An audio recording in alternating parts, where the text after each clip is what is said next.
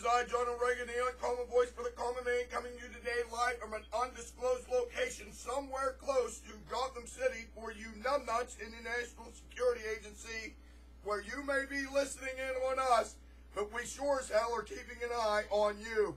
Now, I have decided to break my silence in the world of current events because I am furious, and I got more than a few things to say to you Catholics because of your worthless Marxist socialist Pope. That's right, Pope Francis numero uno, better known as the talking jackass. That's right, Pope Francis the talking jackass seems to have problems with capitalism. In fact, this is what the talking jackass had to say about capitalism. And I quote, "We want a system that lets all of us get ahead. We don't want this globalized economic system that does us so much harm."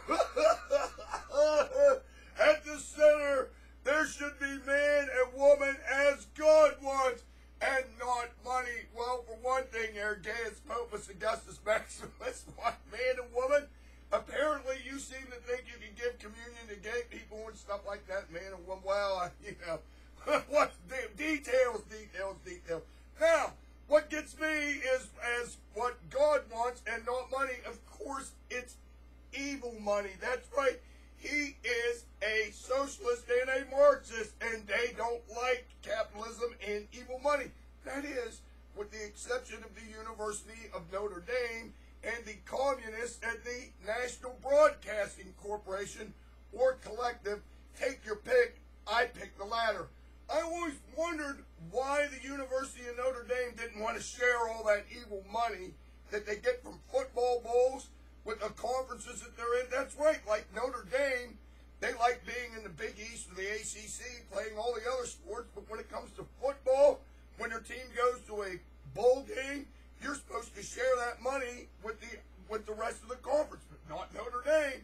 They decided that they want to keep all that evil money for themselves, and I could never figure out why. Now I know why. They're busy donating all that money to the Vatican to feed poor people. That's the only way I can figure it out. That Notre Dame is bringing in all that evil money from the bowl games and giving it to Pope Maximus the Firstest and letting him feed poor people with it. Gee whiz, I always wondered. Now I know. But Pope Maximus keeps going on. Now listen to this. He said that this economic crisis is the, quote, consequence of a global choice of an economic system that led us to this tragedy. An economic system centered on an idol, which is called money. That's right, end quote. So, once again, he doesn't like money. But what's incredible about this to me is, are the boys at Goldman Sachs aware of this? I mean, since some of the members of the board of directors of Goldman Sachs used to be CEOs for who? Fannie Mae. And what's Fannie Mae? Fannie Mae is a government agency that was issuing bad loans to the Pope's beloved poor people who promptly defaulted on them. That's right. Fannie Mae, the government agency, was lending money to the Pope's precious poor people who promptly defaulted on the loans. And guess what? They bundled up all those bad loans with the good loans and sold them out on the marketplace. Now remember, this was a government agency. It didn't have anything to do with the private sector or Wall Street.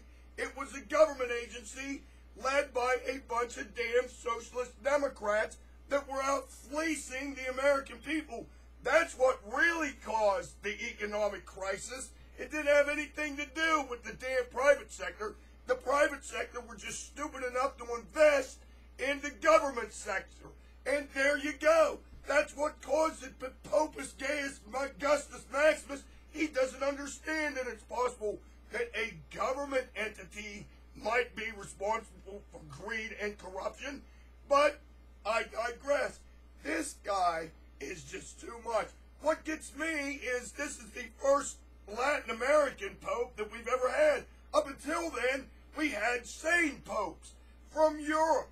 And the sane popes would actually stand with the United States of America in fighting evil communism and even socialism and tyranny and oppression. Now we have a Latin American pope, a pope of the people who hates capitalism. Well, that is, of course, until he understands that he was talking about something called slave labor. Yes, he was talking about slave labor as opposed to dignified work. Well, I got some news for Popus Maximus. All work is dignified. All work, because in the world today, it seems like there's far more deadbeats than what there are people that actually work. So as far as I'm concerned, slave labor to me means that they got to take my money and give it to these workless deadbeats that the Popus Maximus likes, and I call that slave labor. Where is the social justice in that? But I got some news for Popus Maximus.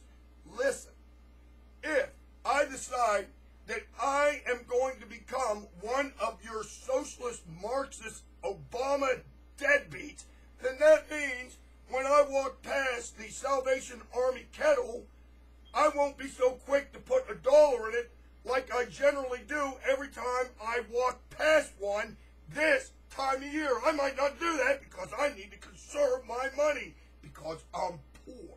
And I'm waiting for Obama and you and the Catholic Church to come take care of me. But here, let me put it in terms that even you can understand, Gaius Popus Maximus. If I'm sitting in your church on Sunday, I might not be so inclined to put money in the collection plate because I'm poor. And guess what that would mean? That means that there would be less revenue for the Catholic Church. And once that bottom line is affected, then you may sing a different tune. Right, Popus Maximus? You got it. Until next time, this is your favorite conservative, Jordan Reagan, saying this to you now.